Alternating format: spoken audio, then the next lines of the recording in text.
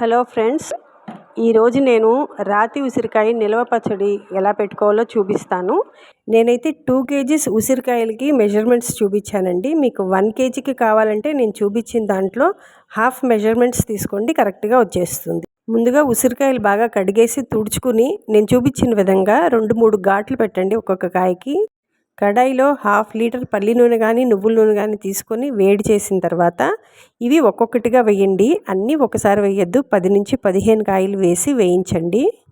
Flame సిమ్లో ఉంచి వేయించండి. ఒక 8 minutes వరకు వేయించి పక్కకి తీసేసేయండి. ఉప్పు 400 grams పడుతుందండి. ఈ గ్లాస్లో నాకు 200 to 250 grams పడుతుంది. ఆవపిండి వచ్చేసి 600 grams. తర్వాత కారం వచ్చేసి మళ్ళీ 400 grams. సేమ్ కొలతండి ఉప్పు కారము.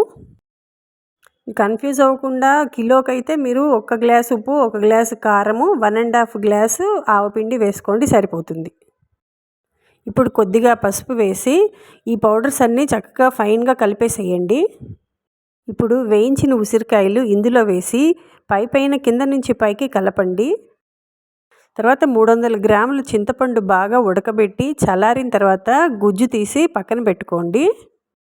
తర్వాత ఉసిరికాయలు వేయించిన ఆయిల్ ఉంటుంది కదా, సపరేట్గా అది చల్లారాక అది కూడా తీసుకొచ్చి ఇందులో కలిపేసేయండి. చింతపండు కొంచెం బాయిల్ అవ్వాలి, లేకపోతే పచ్చడి పాడైపోతుంది. ఇప్పుడు చింతపండు గుజ్జును కూడా ఇందులో తీసుకొచ్చి కలిపేసేయండి. మాకైతే కొన్ని కాయలు కొన్ని ముక్కలుగా వస్తేనే ఇష్టపడతారు మా ఇంట్లో, అందుకని నేను కొంచెం ఘాట్లు ఎక్కువ పెట్టాను ఉసిరికాయలకి. మెంతులు ఒక చారెడు తీసుకొని ఖాళీ బాండ్లీలో వేయించండి. కొంచెం బ్రౌన్ వచ్చే వరకు ఉంచాలండి, సిమ్లోనే పెట్టి వేయించండి. చల్లారిన తర్వాత పొడి చేసి 2 to 3 tablespoons ఈ పచ్చడిలో కలపండి. ఇప్పుడు ఒక 1 లీటర్ ఆయిల్ వేడి చేసి పక్కకు పెట్టండి. చల్లారిన తర్వాత అది కూడా తీసుకొచ్చి పచ్చడిలో కలిపేసేయండి. అంతా బాగా కలిపిన తర్వాత మూత పెట్టేసి పక్కన పెట్టేసేయండి. ఈ మిక్స్ చేసేటప్పుడు చాలా జాగ్రత్తగా కలపండి, లేకపోతే ఉసిరికాయలు చిదిమిపోయి విడివిడిగా అయిపోతాయి. సెకండ్ కూడా ఒకసారి కలిపేసి మూత పెట్టేసేయండి.